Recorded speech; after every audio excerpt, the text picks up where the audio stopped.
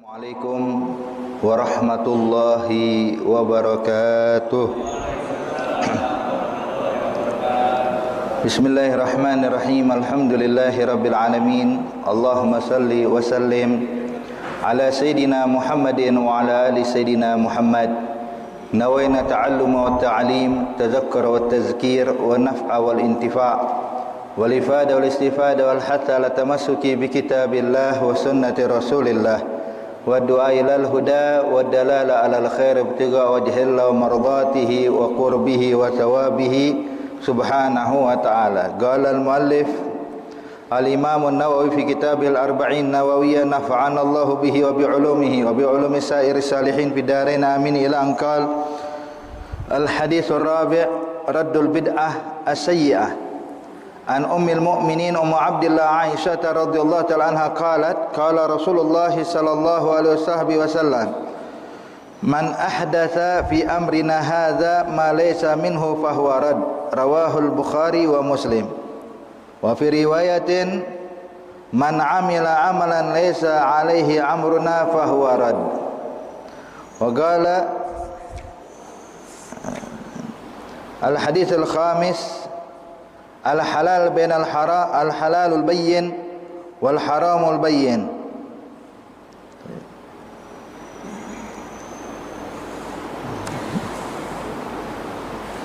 An Abi Abdullah Nu'man bin Bishr radhiyallahu anhuma qala sami'tu Rasulullah sallallahu alaihi wasallam yaqul innal halala bayyin wa innal harama bayyin wa bainahuma mustabihat la ya'lamuhunna katsirun minan nas faman ittaqa syubhat istabra li dinihi wa 'irdihi wa man waqa'a fi subhat waqa'a fil haram karra'i yar'a hawla al-hima yushiku ayar ta'afi. Ala wa inna likulli malikin hima, ala wa inna hima Allahi maharimuh, ala wa inna fil jasadi mudghah idza salahat salaha al-jasadu kulluh, idza fasadat fasada al-jasadu kulluh, ala wa hiya al-qalb. Alhamdulillah, hadirin hadirat yang dimuliakan Allah Subhanahu wa taala. Sampai kita pada pembahasan hadis yang keempat. Di sini dijelaskan tentang perkara yang sangat penting bagi kita semuanya, bahwasanya ada beberapa hal yang harus kita jauhi, yaitu perkara yang dinamakan dengan perkara bid'ah. Cuman di sini akan kita jelaskan dan kita detailkan insyaallah dari apa yang bisa kita pahami dari hadis yang disampaikan oleh Rasulullah sallallahu alaihi wasallam. Ini hadis diriwayatkan oleh Ummul Mukminin Ummu Abdillah Aisyah radhiyallahu taala anha wa ardhaha. Ini hadis diriwayatkan oleh Siti Aisyah. Nah, kita tahu Bapak dan Ibu sekalian, Siti Aisyah ini menikah dengan Rasulullah, tidak punya keturunan, tidak punya anak. Sebab anak-anaknya Nabi Muhammad semuanya dari Siti Khadijah dan juga dari Mariyatul Qibtiyah. Ada 6 dari Siti Khadijah. Ini Zainab, Ruqayyah, Ummu Kulthum, wa Fatimah. Kemudian yang laki-laki Qasim dan Abdullah. Adapun Ibrahim dari Mariyatul Qibtiyah. Dan Ummul Mukminin Siti Aisyah menikah dengan Nabi Muhammad sallallahu alaihi wasallam hingga Nabi wafat pun tidak mendapatkan keturunan. Tapi kunyah beliau, gelarnya beliau dinamakan Ummu Abdillah, ibunya Abdullah. Siapa Abdullah yang dimaksud di sini? Abdullah yang dimaksud adalah Abdullah bin Zubair bin Awam. Abdullah bin Zubair ibn al-Awam, yakni keponakannya Siti Aisyah. Sebab Sayyidina Zubair bin Awam menikah dengan kakaknya Siti Aisyah yang bernama Asma, Siti Asma binti Abi Bakar Siddiq. Dan Abdullah ini adalah anak muhajirin pertama yang dilahirkan di kota Madinah. Jadi sebab Siti Asma waktu hijrah ke kota Madinah dalam keadaan hamil, hadirin. Maka anak pertama dari kalangan muhajirin ini dia nih, Abdullah bin Zubair bin Awam. Nah, Siti Aisyah karena dekat dengan Abdullah, kadang digendong, kadang dibawa oleh Siti Aisyah, sehingga akhirnya orang menggelari Siti Aisyah dengan Ummu Abdillah, ibunya Abdullah. Padahal ibu kandung sesungguhnya adalah Siti Asma binti Abi Bakar Siddiq radhiyallahu ta'ala anhu wa ardhah. Taib. Jadi beliau karena sering menggendong, membawa, merawat Abdullah bin Zubair ini, sehingga dia pun dikenal dengan Ummu Abdillah, ibunya Abdullah. Qalat, bahwasanya Rasulullah sallallahu alaihi wasallam bersabda dalam hadisnya, man ahdatsa fi amrina hadza ma laysa minhu fahuwa rad. Nabi menyatakan barang siapa ahdatsa, yang memperbaharui atau sesuatu hal yang baru dilakukannya yang tidak dilakukan oleh Nabi Muhammad sallallahu alaihi wasallam, fi amrina hadza, dalam urusan agama, dalam urusan syariat, malaisa minhu, yang tidak ada sumbernya, tidak ada sumbernya dari Al-Qur'an, tidak ada sumbernya dari hadis, tidak ada sumbernya dari ijma'us sahabah, fahuwa raddun, maka ini tertolak. Artinya Bapak dan Ibu sekalian, pemahaman yang bisa kita ambil dari hadis ini, maka barang siapa yang memperbaharui urusan agama, urusan syariat, walaupun tidak pernah dilakukan Nabi Muhammad, tapi ada sumbernya dari Al-Quran, ada rujukannya dari hadis Rasulullah, ada rujukannya dalam ijma'ul ulama, maka tidak tertolak, tidak tertolak. Makanya di sini ini hadis menjelaskan tentang makna bid'ah yang dilarang, yang diharamkan Allah Subhanahu wa taala. Jadi dari sini hadirin, mungkin sering kita dengar hadis Rasulullah sallallahu alaihi wasallam, Nabi menyatakan kullu bid'atin dhalalah wa kullu dhalalatin finnar. Nah, ini hadis, terus terang hadis yang masyhur ya. Setiap orang hafal ini hadis ya. Setiap bid'ah itu sesat, dan yang sesat itu di api neraka Allah. Nah sekarang kalau kita gabungkan kedua hadis ini, kita bakal bisa memahami yang diinginkan Rasulullah itu bukan semua perkara yang baru, bukan semua perkara yang bid'ah. Sebab Nabi bilang dalam hadis malaisa minhu, kalau tidak ada sumbernya dari Al-Quran, hadis atau ijma'.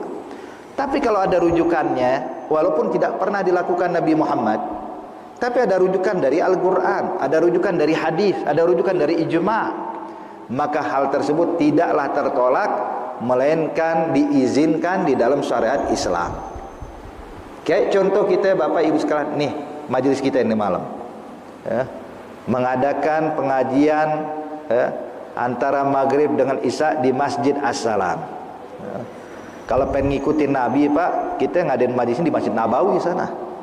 Baru sesuai Nabi. Ini sekarang kita ngadain di sini, ini udah bid'ah. Iya kan? Apakah sesat? Ya enggak. Kemudian juga sekarang udah model baru lagi. Sekarang majelis sekarang udah ada streaming kayak sekarang ini. Zaman Rasulullah belum ada streaming. Ini bid'ah. Apakah sesat? Ya tidak, hadirin. Sebab tidak bertentangan dengan syariat. Jadi perkara baru yang bertentangan syariat itulah yang tertolak, yang dinyatakan sesat dan bakal masuk ke dalam api neraka Allah Subhanahu wa taala. Sebab terbukti hal-hal yang dilakukan para sahabat-sahabat Nabi yang tidak dilakukan Rasulullah. Jadi kalau seandainya kita nyatakan semua bid'ah itu sesat tanpa terkecuali, kita nggak punya hak membagi-bagikan hadis. Nabi udah bilang setiap bid'ah itu sesat, artinya nggak boleh ada pengecualian, semuanya harus sesat. Taib. Sekarang saya mau tanya, Sayyidina Abu Bakar Siddiq radhiyallahu taala anhu ardhah memerangi orang yang murtad dan memerangi orang yang tidak mengeluarkan zakat. Pertanyaan saya, apakah Nabi pernah memerintahkan sahabat-sahabat untuk memerangi orang yang tidak mengeluarkan zakat? Lah. Nabi nggak pernah memerintahkan memerangi orang yang tidak mau mengeluarkan zakat, dan Nabi tidak memerintahkan untuk memerangi orang yang murtad, tapi diambil oleh Sayyidina Abu Bakar Siddiq keputusan tersebut. Ini ibaratnya yang dilakukan Sayyidina Abu Bakar Siddiq, Pak. Kalau kita bilang bid'ah ini. Sebab Nabi nggak melakukan. Kalau seandainya bid'ah tanpa pengecualian, kesian betul Sayyidina Abu Bakar Siddiq ya. Tersesat nih orang. Padahal gelarnya Masya Allah mulia di sisi Allah Subhanahu wa ta'ala, yang mana Allah nyatakan di dalam Al-Quran, saniyasnaini idhuma fil ghar iz yaqulu li sahibihi la tahzan innallaha ma'ana. Bahkan surah Al-Lail diturunkan untuk Sayyidina Abu Bakar Siddiq, wal laili idza yaghsha wan nahari idza tajalla wa ma khalaqa dzakara wal unsa inna sa'yakum lasyatta fa amma man a'ta wattaqa wa saddaqa bil husna fasunyassiruhu lil yusra. Hadza ayat diturunkan pada Sayyidina Abu Bakar Siddiq. Arti pujian Allah kepada Sayyidina Abu Bakar Siddiq radhiyallahu taala anhu wa ardhah di dalam Al-Qur'an bukan satu ayat, bukan dua ayat, hadirin. Banyak sekali. Tapi subhanallah, kalau seandainya kita mau menyempitkan syariat ini, dipersempit sehingga nggak boleh keluar dari apa yang dilakukan Nabi. Kalau sesuatu yang dilakukan Nabi itu pasti sesat, berarti kita bisa bilang Sayyidina Abu Bakar Siddiq sesat. Nah, ini terus terang nggak bakal bisa kita terima dengan akal kita, hadirin. Seorang yang besar, kedudukan yang begitu tinggi di sisi Allah Subhanahu wa taala, tentunya dia tidak dibilang tidak mungkin tersesat. Taib. Kemudian yang diambil oleh Sayyidina Umar ibn al-Khattab. Sayyidina Umar ibn al-Khattab radhiyallahu ta'ala anhu wa ardhah, di masa beliau dia membuat undang-undang tertulis. Yang mana dahulu zaman Rasulullah tidak pakai undang-undang yang tertulis, pokoknya semua kembali pada Rasulullah. Nabi ada masalah begini, Nabi kasih jawaban, kasih solusi. Sahabat punya masalah datang ke Nabi, Nabi kasih solusi. Tapi begitu masa Sayyidina Umar ibn al-Khattab radhiyallahu ta'ala anhu wa ardhah, ketika melihat Islam sudah mulai tersebar ke berbagai macam penjuru dunia, sehingga tidak memungkinkan orang datang ke kota Madinah untuk berjumpa Sayyidina Umar, maka untuk mempermudah ruang gerak perwakilan Sayyidina Umar dalam mengatur negara, mengatur daerah yang dipilih, gubernur-gubernur yang dipilih oleh Sayyidina Umar, maka dibuatlah gonun, undang-undang. Pembuatan undang-undang secara tertulis juga tidak ada pada masa Rasulullah, berarti bid'ah. Cuman apakah sesat? Enggak, hadirin. Kalau sesat, semuanya sesat berarti ya. Nah, makanya di sini lihat Sayyidina Umar tidak mungkin kita bilang tersesat. Ini yang dipuji oleh Rasulullah, "Iza salaka Umar fajjan salaka syaitan fajjan akhar, inna syaitan la yafir min dhilli Umar." Umar kalau lewat satu gang, syaitan cari gang lain. Kenapa? Sebab syaitan takut ketemu bayangan Sayyidina Umar. Apakah bisa tersesat? La hasya wa kallah. Kemudian apakah cukup Sayyidina Umar? La, Sayyidina Utsman ibn Affan, Dzunurain, yang mana dia ini adalah satu-satunya sahabat yang menikahi dua putrinya Rasulullah, Ruqayyah dan Ummu Kulthum. Ketika wafat Ruqayyah, maka Nabi nikahkan dengan Ummu Kulthum, atau sebaliknya. Wahakaz. Pokoknya sampai kata Rasulullah, begitu anak yang berikutnya meninggal dunia, kata Rasulullah, "Gelia Utsman, kalau anak punya anak perempuan yang berikutnya, anda nikahkan lagi sama ente." Cuman udah habis, kata Sayyidina Utsman, kata Rasulullah.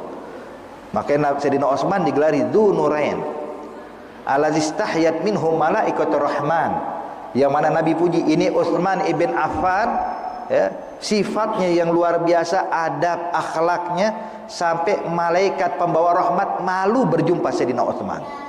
Saking hebatnya Sayyidina Utsman ibn Affan.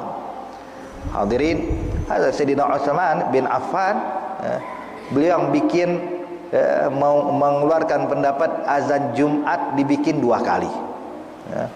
Azan Jumat dibikin 2 kali. Yang rata-rata masjid-masjid di berbagai macam penjuru dunia azan 2 kali, hadirin. Nah, ini siapa yang menentukan? Sayyidina Utsman ibn Affan. Dengan apa? Dikiaskan dengan azan subuh. Dikarenakan dia ngelihat ketika masa Sayyidina Utsman, banyak orang-orang yang baru memeluk Islam dan orang mulai terbuka dunia di mata mereka, sehingga akhirnya waktu sholat Jumat banyak yang telat, sibuk dengan dunianya. Jadi kalau seandainya azan cuma sekali, datangnya terlambat ke masjid. Maka Sayyidina Utsman bikin azan 2 kali. Azan pertama biar orang pada datang, azan kedua baru proses sholat Jumat. Ini yang dilakukan oleh Sayyidina Utsman. Makanya ini Sayyidina Utsman di zaman beliau azan 2 kali. Coba hidup zaman kita, hadirin. Ya Allah, azan bisa 5 kali mungkin. Melihat orang dia azan 2 kali pun masih ogah ke masjid, entar deh, belum qomat katanya. So lihat. Ini yang dilakukan itulah. Ada lagi yang dilakukan Sayyidina Utsman. Apa? Itu penulisan Al-Qur'an. Yang dikenal dengan Mushaf Utsmani. Zaman Rasulullah, hadirin, yang namanya Al-Quran itu tertulis cuma di lembaran-lembaran. Ada yang menulis di kulit, ada yang menulis mengukir di pelepah kurma, ada yang menulis atau mengukir di kayu. Mereka tulis itu Al-Quran, sehingga Al-Quran pada masa Rasulullah hadirin tidak berbentuk mushaf seperti kita saat ini. Ya, lembaran di sana, lembaran di sini. Dan di masa Sayyidina Utsman kita tulis ulang. Ya, ditulis ulang oleh Sayyidina Utsman, ya, meminta Sayyidina Zaid bin Thabit radhiyallahu ta'ala anhu ardah yang menulis itu mushaf. Dan subhanallah, kelebihan mushaf Utsmani hadirin yang ditulis oleh Sayyidina Utsman itu bisa dibaca dengan berbagai macam qiraat. Jadi qiraat ini kan ada sab'a qiraat mutawatir, ada 7 qiraat ya. Metode cara baca ya. Makanya ada Abu Amr, ada Hafs, ada Wars, ada lain-lainnya hadirin, banyak, ada 7. Nah, kelebihan mushaf Sayyidina Utsman ya, itu Al-Quran yang ditulis Sayyidina Utsman bisa dibaca dengan sab'a qiraat ini semuanya ya. Makanya kita mungkin sedikit, kalau antum pernah belajar sedikit banyak tentang tulisan bahasa Arab hadirin, saya mau kasih contoh saja. Seperti sholat ya. Sholat itu tulisannya kalau pakai bahasa Arab shad, lam, alif, ta marbutoh, as-shalah ya. Mungkin kalau antum baca kitab hadis ya, aqimis shalah, tulisannya shad, lam, alif, ta marbutoh. Tapi lihat penulisan di dalam Al-Quran ya. Sholat tulisannya shad, lam, waw, ta marbutoh, bacanya tetap sholat ya. Kenapa ditulis dengan huruf waw hadirin? Sebab ada qiraat seperti Wars dan lain-lainnya, itu qiraat membacanya itu bukan sholat tapi sholau, seperti ada wawnya di situ. Nah, makanya di sini metode yang ditulis oleh Sayyidina Utsman sehingga bisa dibaca dengan berbagai macam qiraat. Bahkan ada beberapa kalimat di dalam Al-Quran di masa Sayyidina Utsman sengaja nggak dikasih titik ya. Jadi tidak dikasih titik, cuma goresan ya. Kita nggak tahu apakah ini huruf ya atau huruf ta ya. Kenapa dilakukan oleh Sayyidina Utsman? Sebab ada qiraat membaca yaf'alun, ada qiraat membaca taf'alun, sehingga setiap ahli qiraat bisa baca dengan metode yang dia bisa, yang dia pahami, yang bersambung sanadnya kepada Rasulullah. Hakadha. Sebagian ayat tidak diberikan harokat oleh Sayyidina Utsman. Kenapa? Sama kasusnya tadi hadirin ya, biar untuk bisa membedakan, biar setiap ahli qiraat bisa membaca Al-Quran tersebut dengan benar. Wahakadha. Ini pun tidak dilakukan pada masa Rasulullah. Dibilang bid'ah? Ya bid'ah. Tapi apakah haram? Sesat? Enggak. Kalau enggak gawat. Yang bilang bentar-bentar bid'ah tapi nanti baca Quran, mushaf. Ada bid'ah. Tidak ada masa Rasulullah begini. Nanti kalau mau ikutin cara Nabi, selembar-selembar baca Al-Quran, tulis di pelepah kurma. Ada caranya Rasulullah di zaman Nabi Muhammad. Maka ini hadirin tidak bisa dibilang bid'ah yang sesat.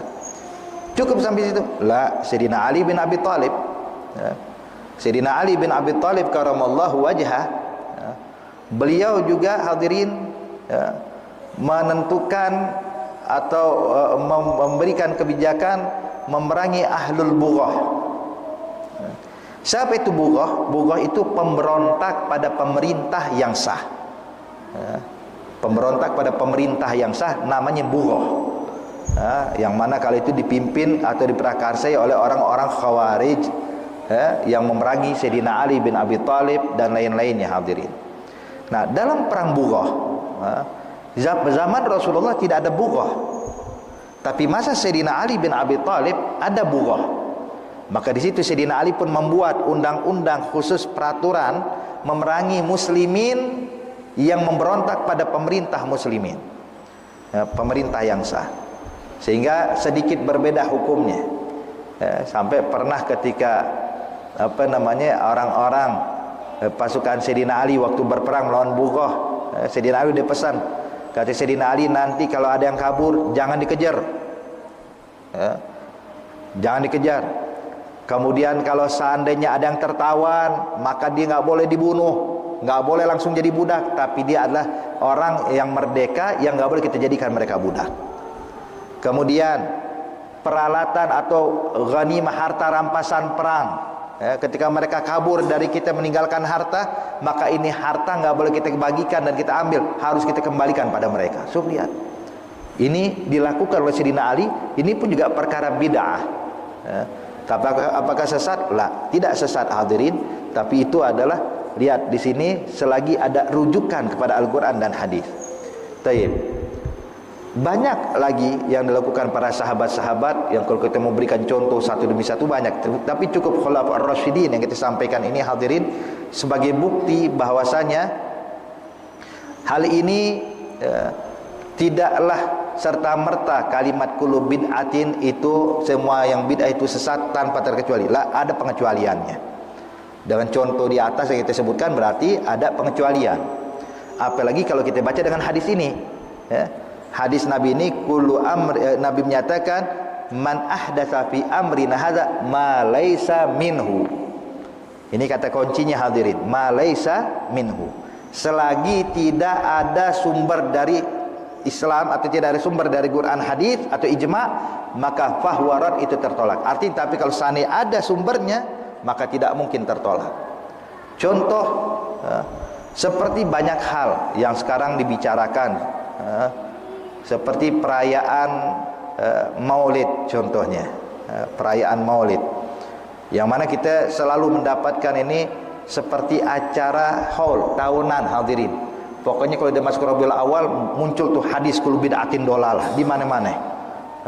Ini bikin Maulid sesat, ini segala macam.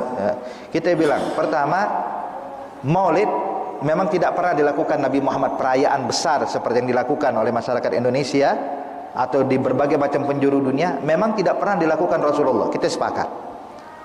Tapi hadirin, apakah diharamkan? Maka kita bahas di sini. Sebelum kita mengharamkan sesuatu perkara, coba pahami dulu apa sih yang ada dalam acara tersebut. Yang ada di dalam acara tersebut, pertama, pembacaan salawat kepada Nabi Muhammad. Pertanyaannya, apakah baca salawat haram? Tidak. Bahkan Allah nyatakan dalam Al-Quran, ya ayyuhallazina amanu sallu alaihi wasallimu taslima. Diperintahkan kita baca salawat. Berarti baca salawat tidak haram. Taib. Lalu apalagi di dalam acara Maulid? Di dalam acara Maulid ada mau'izatul hasanah, nasihat yang disampaikan oleh penceramah atau oleh para ulama. Taib. Di dalam ayat Quran yang lainnya, Allah memerintahkan kita untuk tawasau bil haq wa tawasau bis sabr. Dan mau'izatul hasanah dan lain-lainnya adalah suatu perkara yang ada sumbernya. Terdapat dalam perayaan Maulid makan-makan. Biasa kalau di bulan Maulid, habis acara Maulid makan nasi kebuli. Masya Allah. Taib.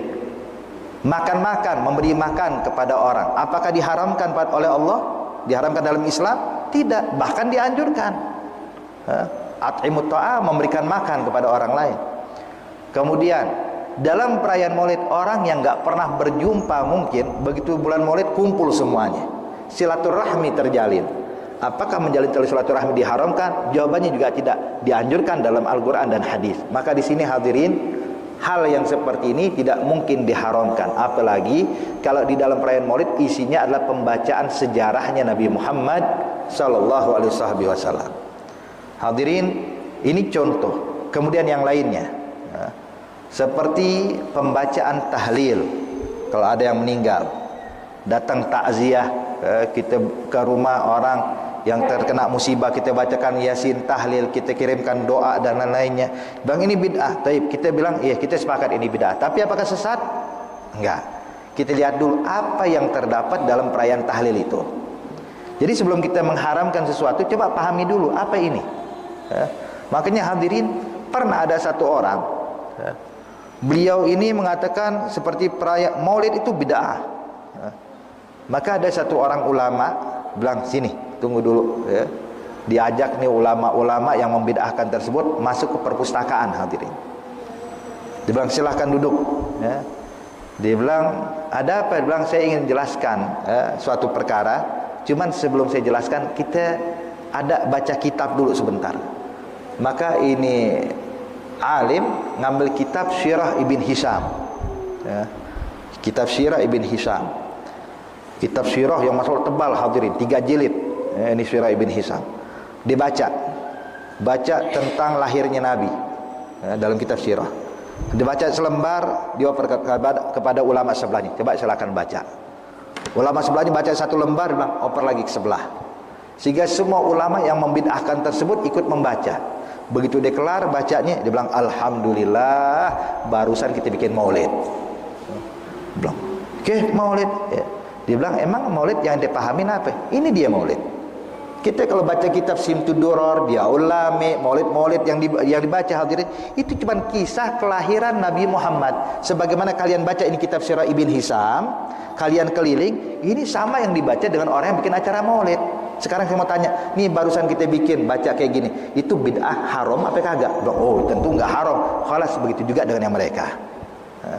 Artinya hadirin, enggak bisa kita langsung menghukumkan bid'ah. Kadang orang yang mengatakan sesat ini dia enggak tahu apa yang ada di dalamnya. Kalau dia paham yang di dalamnya, maka otomatis dia enggak bakal bilang bid'ah, yang ada bakal menganjurkannya. Hadirin, hadirat yang dimuliakan Allah. Seperti kembali masalah tahlil tadi. Apa yang terdapat dalam tahlil? Bacaan Yasin. Apakah bid'ah baca Yasin? La. Bahkan Nabi menyatakan Iqra' Yasin ala mautakum. Bacakan Yasin kepada orang yang meninggal di antara kalian. Perintah dari Nabi. Kemudian apalagi yang terdapat dalam tahlil? Ada bacaan tahlil la ilaha illallah, tasbih, istighfar, salawat kepada Nabi Muhammad. Apakah ini zikir dilarang oleh Allah? La, tidak dilarang. Bahkan kita dianjurkan memperbanyak zikir. Kemudian apa yang terdapat dalam tahlil? Doa buat orang yang sudah meninggal dunia.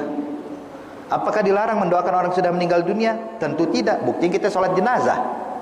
Apa sih sholat jenazah? Kalau seandainya membacakan doa buat orang yang sudah meninggal hukumnya haram, maka kalau ada yang meninggal jangan disolatin. Kenapa? Sebab sholat jenazah isinya adalah doa. Allahumma gfir lahu warhamhu wa'afihi wa'afu anhu. Ya, kalau bilang, Beb, doa buat orang yang meninggal itu kagak nyampe. Tidak sampai. Kenapa? Kalau anak doain orang tua baru nyampe. Sebab Nabi yang bilang, Iza mata ibnu Adam inqata amaluhu illa thalas. Kalau manusia meninggal dunia terputus semua amalannya kecuali 3, kata Rasulullah. Yang pertama adalah ilmu sadaqatun jariyah, wa ilmun yuntafa'u bih, wa waladun salih yad'u lahu. Jadi doa tetangga buat orang yang meninggal enggak diterima. Baik. Doa orang lain untuk orang tua saya yang udah meninggal kagak bakal terima sama Allah. Baik. Kalau begitu nanti kalau orang tua ente meninggal jangan ada yang nyolatin. Percuma kagak nyampe doanya. Kenapa? Sebab kalau doakan dalam sholat jenazah, Allah maghfir lahu warhamhu wa'afihi wa'afu anhu. Ini yang diajarkan sama Rasulullah. Itu yang nyolatin apakah keluarga anak-anaknya doang? Kagak. Tetangga ikut nyolatin. Bahkan orang yang kagak kenal ikut nyolatin. Ini kalau ada jenazah masuk ke masjid, ini assalam hadirin. Lagi sholat Jumat ada pelaksanaan sholat jenazah. Itu yang hadir sholat jenazah, yang ikut nyolatin, ada yang kenal, ada yang kagak hadirin. Cuma ikut doang. Kayak mungkin kayak kita pergi haji di Masjidil Haram. Itu biasa tuh dalam sehari tuh kalau bapak atau ibu pernah pergi haji, itu nanti habis sholat zuhur ada berapa orang meninggal disolatin. Pertanyaan saya, kenal nggak antum dengan mereka yang meninggal? Enggak. Tetangga bukan, kenal kagak kita. Tapi karena dia orang Islam, kita ikut sholatin. Kenapa? Kita pengen doain dia. Allahumma gfir lahu warhamhu wa'afihi wa'afu anhu. Makanya di sini hadirin, perkataan kalau doa buat orang sudah meninggal tidak diterima sama Allah, kita jangan ngatur Allah. Allah yang punya aturan. Jadi jangan kita ibaratnya kita monopoli Allah, yang ini jangan terima. Kalau anak boleh terima. Yang punya aturan kita apa Allah? Yang bakal nerima doa ente apa Allah? Allah. Maka di sini hadirin nggak boleh kita langsung memutuskan ini tidak diterima, ini enggak diterima, ini nyambung, ini tidak bersambung, wahakadza. Tayyib. Kemudian juga di dalam ayat Al-Qur'an Allah Subhanahu wa taala menyatakan tuh tentang bagaimana para sahabat-sahabat yang datang setelah mereka mengatakan Rabbana ighfir lana wa li ikhwanina alladzina sabaquna bil iman wa la taj'al fi qulubina ghillan lil ladzina amanu rabbana innaka ra'ufur rahim. Itu lihat. Artinya mereka mendoakan para pendahulu mereka. Ya, alladzina sabaquna bil iman. Mereka yang telah mendahului kami. Ya, arti doa kepada orang yang sudah meninggal di kalangan para sahabat. Mereka saling mendoakan.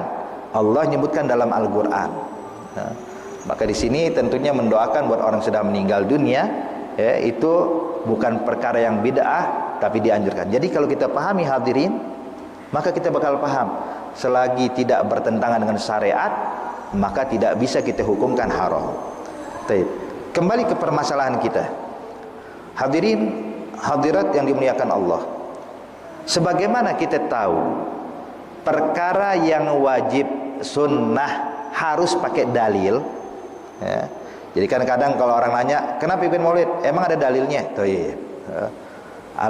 Perayaan maulid tidak ada dalil, ya.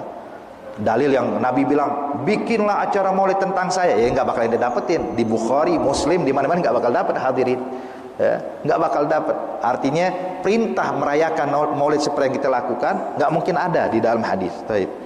Pertanyaan kita, sebagaimana tidak ada dalil yang mewajibkan dan tidak ada dalil yang mensunnahkan, pertanyaan saya, apakah ada dalil yang mengharamkan? Nabi bilang haram bikin maulid buat saya. Kalau ada, kita bakal hormat, kita bakal tinggalkan maulid. Haram bikin acara tahlil buat orang yang meninggal dunia, kita bakal hormati hadis Rasulullah, kita bakal pegang. Tapi ternyata tidak ada dalil juga yang mengharamkan. Sebagaimana tidak ada dalil yang mewajibkan, juga tidak ada dalil yang mengharamkan. Tidak ada dalil yang mensunnahkan, juga tidak ada dalil yang memakruhkan. Maka di tengah-tengah apa namanya? Mubah. Yang di tengah-tengah mubah. Selagi tidak ada dalil wajib sunnah dan tidak ada dalil makruh haram, berarti perkara tersebut perkara yang mubah. Artinya mubah boleh-boleh saja. Ya. Dikerjain boleh, ditinggalin boleh. Jadi intinya hadirin, maksud ucapan saya ini, yang mau bikin acara maulid silahkan, yang nggak mau bikin acara maulid juga silahkan. Toh perkara mubah, bukan perkara wajib, juga bukan perkara sunnah, sebagaimana bukan perkara makruh dan haram. Jelas ya. Jadi perkara mubah, intinya itu mubah. Cuman kalau kita masukkan tadi silaturahmi, akhirnya mubah berubah jadi dapat pahala, mendatangkan ganjaran dari Allah. Isinya sholawat, ya dapat pahala gara-gara sholawatnya. Kemudian isinya mau'izatul hasanah, majelis ilmu, dapat pahala karena majelis ilmunya. Tapi inti permasalahannya adalah hukumnya mubah. Nah, wahakadha. Jadi ini hadirin yang harus kita pahami. Taib, kalau ada mengatakan Habib, lakin disebutkan di dalam hadis Nabi menyatakan kullu bid'ah, semua bid'ah. Ini artinya tanpa terkecuali. Arti semua, ya. Artinya nggak ada pengecualian. Nabi bilang kullu, semua. Taib. Nah ini kita bakal jelaskan hadirin. Ya. Kadang kalimat semua, ya, semua ini bukan berarti tanpa terkecuali. Kadang ada pengecualiannya. Ya. Kalau dari contoh saja tadi udah terbantahkan, ya, artinya ada pengecualian-pengecualian yang dilakukan oleh para sahabat. Taib. Kita kembali ke bahasa. Ya. Kalimat kullu, seluruh, ya, yang selalu digunakan katanya kalau udah seluruh artinya nggak ada pengecualian. Baik.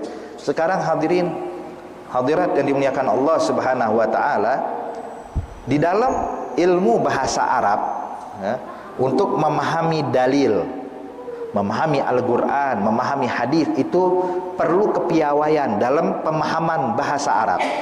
Ya. Jadi bukan kita bisa pahami Al-Qur'an cuma lihat terjemah doang. Oh, semua bid'ah sesat. Oh, semua. Enggak, artinya ini orang cuma baca, cuma lihat dari terjemah. Tapi kalau dia belajar benar, dia bakal paham bahwa kalimat ini kadang digunakan untuk kalimat yang umum tapi khusus. Ya, kalimat umum tapi khusus. Ya. Seperti saya bilang, ya, semua orang yang sholat, ya, di Masjid As-Salam adalah orang Parung Serap. Ini semua yang hadir adalah orang, semua yang sholat adalah orang Parung Serap. Yang sholat di Masjid As-Salam adalah orang Parung Serap. Taib. Apakah yang nggak hadir bukan orang Parung Serap? Lah, Jadi dia bilang semua orang yang sholat di Masjid As-Salam adalah orang parung serap. Berarti semua yang kagak sholat bukan orang parung serap. Lah, mereka pun juga orang parung serap, hadirin. Ya. Sekarang kita mau kasih contoh dari Al-Quran. Ya. Kalau kalimat kullu itu arti tanpa pengecualian, seluruh tanpa ada pengecualian, taib. Apa pendapat kita dengan firman Allah Subhanahu wa taala ketika disebutkan oleh Allah dalam suratul Kahfi, ya, ketika Khadir alaihi salam, Nabi Allah Khadir, ya, merusak kapal, ketika diberi tumpangan dirusak itu kapal, ya. Sampai Nabi Musa bertanya, kenapa kau rusak ini kapal? Ini orang udah baik sama kita, ngasih kita tumpangan gratis, kok dirusak? Ya. Apa jawaban Khadir, hadirin? Ya. Dia katakan, wa kana wara'ahum malikun ya'khudhu kulla safinatin ghasba. Ya. Wa kana wara'ahum. Lihat di sini, pahami. Kalimat wara diartikan oleh ahli tafsir artinya amam. Ya. Di hadapan mereka ada seorang raja, ya'khudhu, yang merampas kulla safinatin, semua kapal. Ya. Secara paksa. Tayyib. Kalau kita pahami, hadirin, kalau kalimat kullu tanpa pengecualian arti kapal yang bagus, kapal yang rusak bakal dirampas semuanya, ya. Yang bagus, yang rusak bakal dirampas. Tapi sekarang saya mau tanya, pemahaman kita, kenapa Khadir merusak? Karena dia pengen menyelamatkan dari dirampasnya oleh raja yang zalim tadi. Sebab rusak nggak bakal dirampas. Maka di sini bisa kita pahami kalimat kullu, walaupun sighahnya umum, tapi yang dimaksud adalah khusus, hanya kapal yang bagus yang dirampas. Kapal yang rusak agak bakal dirampas. Kalau enggak, percuma Khadir merusak tuh kapal. Apa faedahnya? Dirusak tuh bakal dirampas juga, hadirin, ya. Maka di sini bisa kita pahami yang dirampas hanya kapal yang bagus, yang buruk tidak dirampas. Makanya lihat penggunaan kalimat Allah gunakan di dalam Al-Qur'an, wa kana wara'ahum malikun ya'khudhu kulla safinatin ghasba. Dan ada ayat yang lainnya, ya, ayat yang lain yang menjelaskan bahwa kalimat kullu di sini bukan berarti umum tanpa pengecualian, ternyata ada pengecualian-pengecualian lainnya. Maka jelas, hadirin, ini adalah penjelasan tentang perkara bid'ah. Taib. Kemudian Al-Imam Syafi'i radhiyallahu ta'ala anhu wa ardhah membagi bid'ah menjadi dua bagian. Ya. Ada bid'ah hasanah, ada bid'ah sayyi'ah. Ada bid'ah yang baik, ada bid'ah yang buruk. Ya. Ini dijelaskan oleh Imam Syafi'i. Contohnya apa? Tadi yang kita udah beberkan sejak awal, ya, tentang apa namanya, memerangi mani'uz zakah oleh Sayyidina Abu Bakar Siddiq, memerangi orang murtad, membuat diwan, undang-undang oleh Sayyidina Umar, kemudian membuat azan 2 kali, kemudian juga melaksanakan menulis mushaf, kemudian masa Sayyidina Ali memerangi orang bughah. Ini adalah perkara-perkara yang bid'ah, yang tidak bertentangan dengan syariat. Maka kalau tidak bertentangan dinamakan bid'ah hasanah. Adapun kalau bertentangan dengan syariat, seperti apa? Bioskop, kemudian apa lagi? Main judi online, ini kan semua bid'ah. Ini sesat.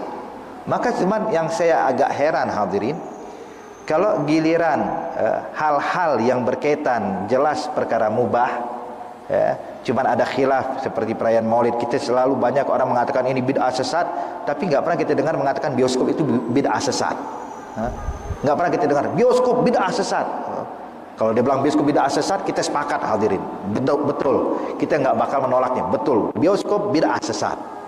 Judi online bid'ah sesat, sepakat, kita bantu ente, kita acungkan jempol. Judi online bid'ah sesat.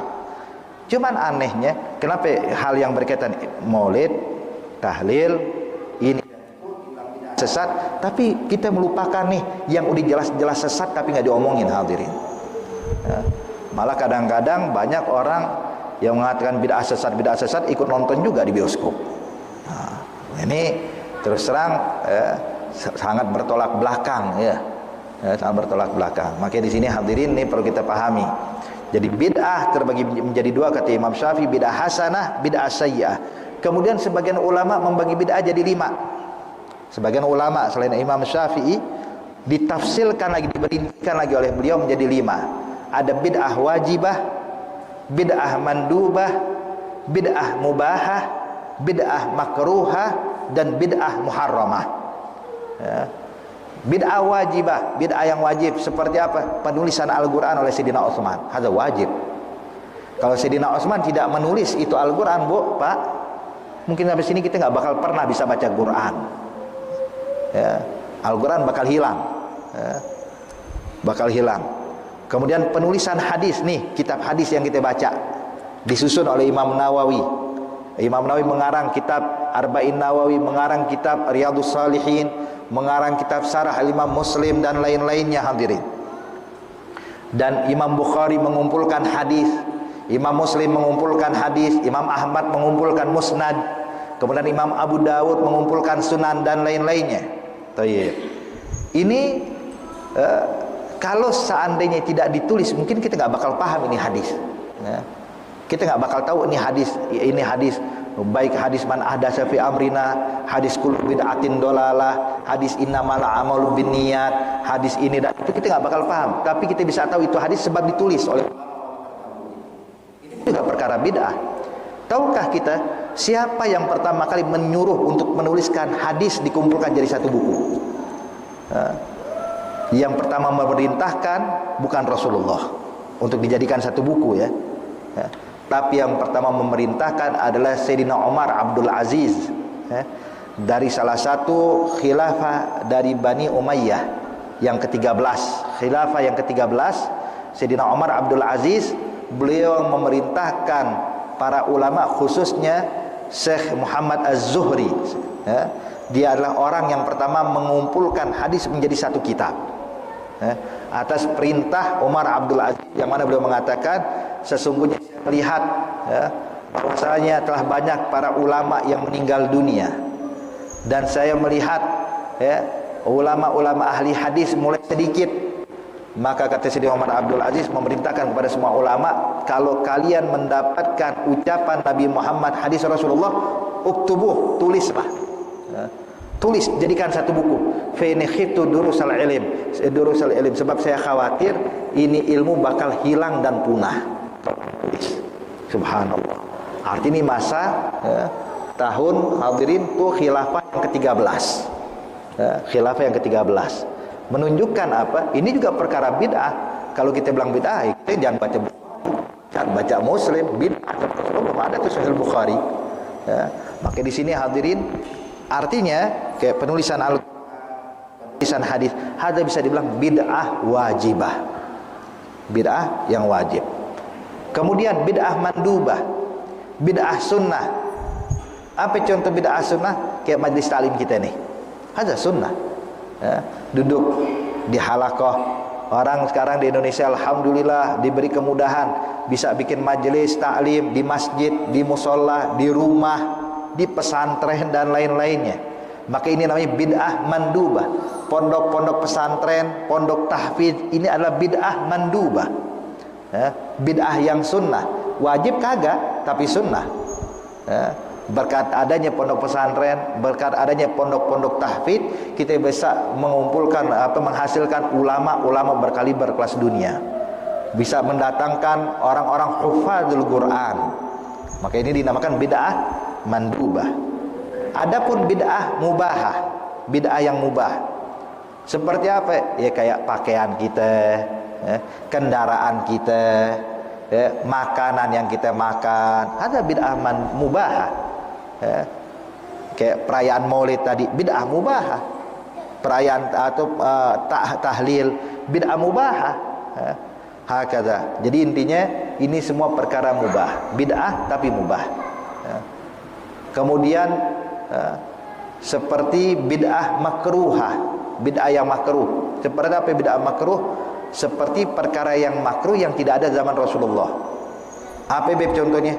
Makan jengkol, makan makanan yang bau nggak sedap, Pak, ya.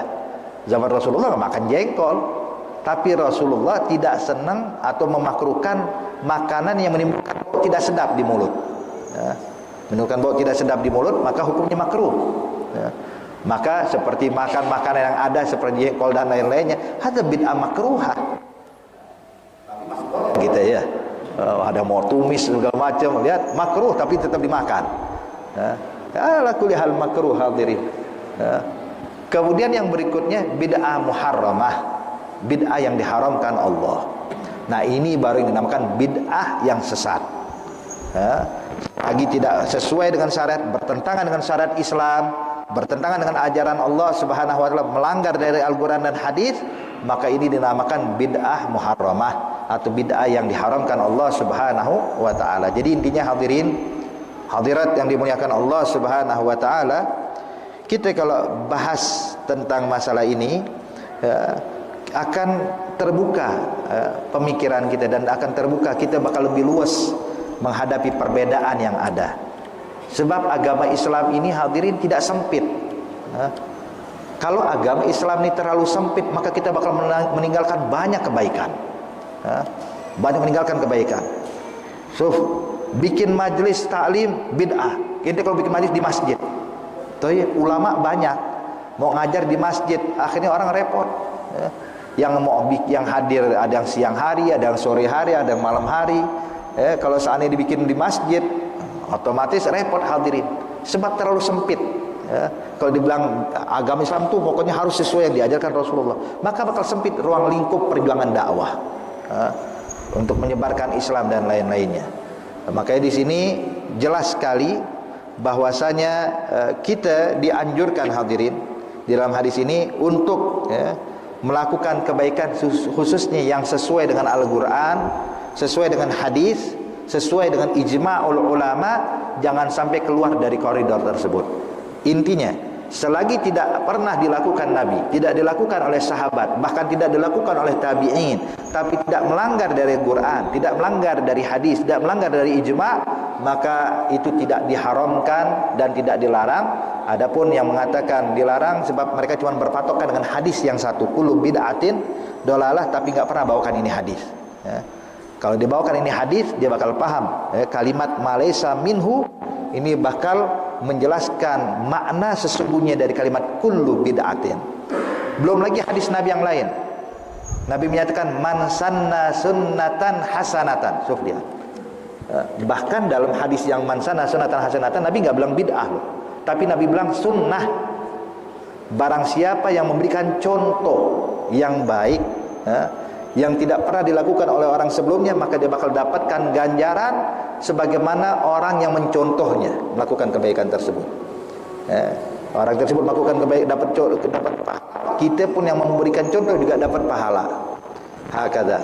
Seperti contoh hadirin, kita bikin metode baca Quran, belajar baca Quran. Kita punya metode seperti ada, kalau dulu kita kenal Iqra. Ada juga macam-macam metode-metode belajar baca Quran yang dipelajari oleh anak-anak kita. Ini zaman Rasulullah tidak ada yang kayak begini.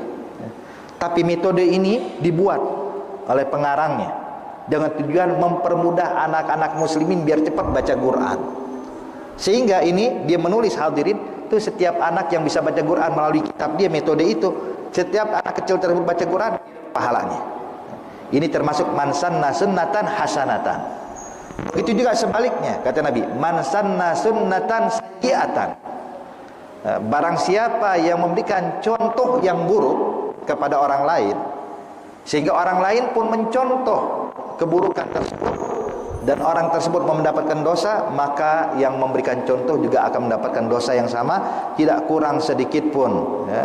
Maka di sini hadirin hadirat yang dimuliakan Allah Subhanahu wa taala, ini insyaallah satu hadis cukup buat kita, kita pahami, kita renungkan bahwasanya tidak, agama Islam ini tidak sempit, agama Islam ini luas. Adapun perbedaan ulama itu rahmah dari Allah, ikhtilaful ulama rahmah.